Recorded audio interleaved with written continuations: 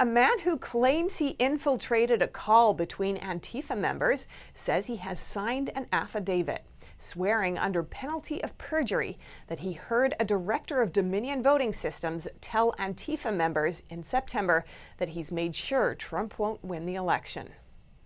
President Trump's lawyer, Rudy Giuliani, spoke about the alleged corruption of Dominion Voting Systems Thursday, including within the leadership of the company, and he singled out one of Dominion's directors, Eric Coomer. By the way, the Coomer character, who is close to Antifa, took off all of his social media. But we've got it. The man is a vicious, vicious man. He wrote horrible things about the president. He is completely biased, completely warped, and he specifically says that they're going to fix this election. According to a web archive recorded on November 9th, Eric Coomer is the Director of Product Strategy and Security for Dominion Voting Systems. He also owns multiple patents for Dominion software and systems.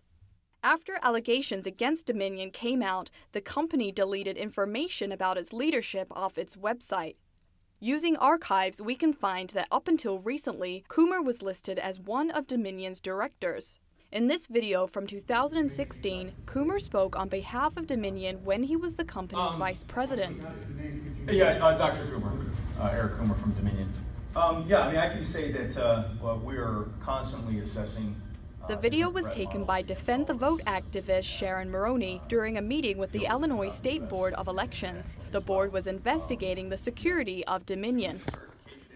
That we are in, no, we are not allowed to do routine updates without having to go through a recertification effort, but we do routinely give guidance on how to best secure systems. Joe Altman, founder of a faith-based advocacy group, recently exposed Coomer's alleged ties to Antifa. It began while Altman was doing investigative work and infiltrated a phone call between members of Antifa in Denver in September of this year. It began while Altman was doing investigative work and infiltrated a phone call between members of Antifa in Denver in September of this year. On the Conservative Daily podcast, Altman explained what he heard during the alleged phone call. This is the Eric speaking. We have prepared for the new future where we put down these fascist Fs, right? I'm not going to use the word because I want everybody to be able to hear this. Someone interrupts, who's Eric? Someone else answers, Eric is the Dominion guy. So go ahead, Eric, came from somebody else. So Eric responds, so actually somebody actually interrupts first, says, what are we going to do if effing Trump wins, right? As in somebody's frustrated and they're talking on this call. And he responds, and I'm paraphrasing this, right? Don't worry about the election. Trump is not going to win. I made effing sure of that. Ha, ha, ha, ha. And everyone's like, yeah. NTD News was not able to independently verify these claims. Altman later looked onto Coomer's Facebook page and found numerous anti-Trump and anti-police Facebook posts. Altman said the most alarming thing he saw was the Antifa manifesto posted by Coomer. But after Altman shared his findings online, both his Facebook and Twitter accounts were shut down. Facebook said it was because he was using multiple accounts to threaten and intimidate, which Altman denies. Coomer's accounts also disappeared off the internet, along with his profile on Dominion's website. Altman told the Conservative Daily podcast on Thursday that since he went public with the information, he's been getting death threats, and said he sees this as a battle between upholding the Constitution and communism. Utterman said he will wait until the Trump legal team publicly releases his affidavit before releasing it himself. Reporting by Grace Coulter, NTD News. Wayne County's GOP board member Monica Palmer says she was doxxed. This as more and more Republicans are bullied for working on issues about election integrity. NTD's Christina Kim has the details. William Hartman and Monica Palmer faced over 2 hours of public criticism following the board meeting, with many calling them racists for voting to not certify Wayne County results. The pair cited numerous concerns that led to their decision, including 72% of the absentee voting precincts being unbalanced.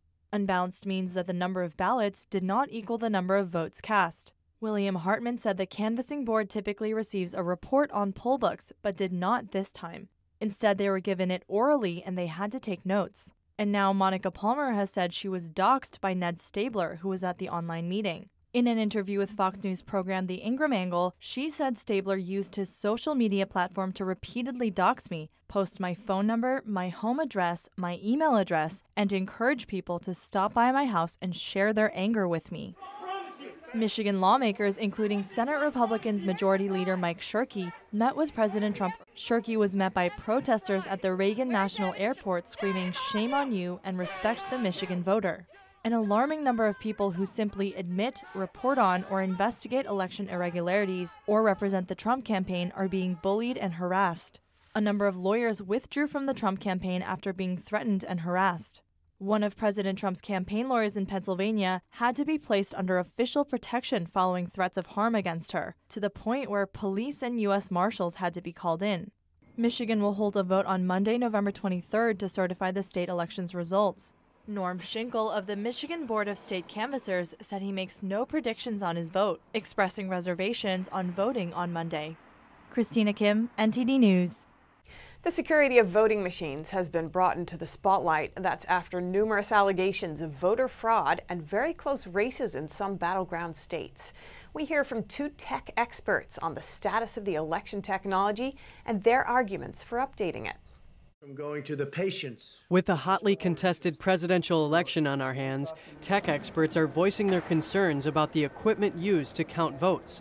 Arthur Rosenfield has 20 years' experience in systems administration and internet servers. He says we need a better system that can confirm who a registered voter was for any given ballot. I think from the standpoint of voter integrity across the whole country, I think there needs to be a standardized and very well managed and policed electronic system, or we should revert to a paper system. The founder of Cyber Summit USA, Bedford Rand, advocates for an up-to-date voting system. He says that with voting machines that range from a few months to up to 12 years old, there's no software update that can immediately fix a problem. Conversely, if the machines are uniform and regulated, a patch can be digitally sent out to fix the problem quickly in the event of a breach. The latest report that I read was over 40 states, which is the vast majority of our country, have voting machines that are more than 10 years old, which means they have not been cybersecurity tested and they are not up to the standards of today's technology. Rand says manipulating 1 million votes is quite a task, but altering 12,000 votes, which is the margin in Georgia, is not so hard. He adds with a tight election like this, it's important to have a system in place so Americans can feel confident that their votes are being counted.